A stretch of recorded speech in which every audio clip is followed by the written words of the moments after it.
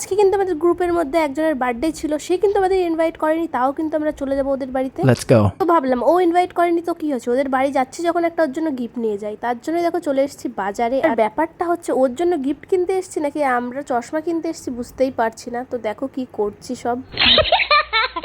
এই চশমাকে দেখে তোমরা কি বলবে অবশ্যই কমেন্টে জানাও। ভাই এই চশমা কে ইউজ করে?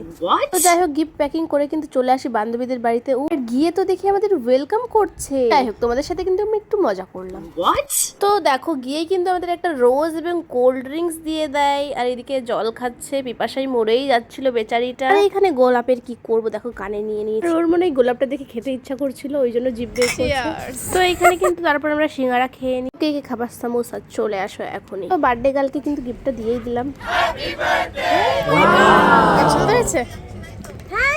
তোর পছন্দ বুঝতে গিয়ে আমাদের হালুয়া টাইট হয়ে গেছে বগুলা যায়। দেখলেই বার্থডে গার্লের রিয়াকশন কেমন ছিল, খুবই পছন্দ হয়েছে ওর। তারপর কিন্তু ওর বাড়ির পাশেটা একটু ঘোরাতে নিয়ে আসে ও। আর দেখো এখানে কিন্তু বাড়িতেই সানফ্লাওয়ার লাগিয়েছে, কি সুন্দর তাই না? তো একটা ওর ঠাম্মা বাড়ি নিয়ে আসার, ওর ঠাম্মা কিন্তু আমাদের খেতে দিয়েছে দেখো ORS। তো গরমের টাইমে ওনার ফ্রিজে এগুলোই ছিল, তো জোর করে বললো যে খা। তারপর দেখো চা নিয়ে এসছে, এইদিকে আমরা কেউ চা খাবো না তাও খেলাম। অ্যাকোরিয়াম ছিল, অনেক সুন্দর মাছ ছিল দেখো, তাই একটু ভিডিও করে নিলাম, আমার তো খুবই ভালো লাগছিল।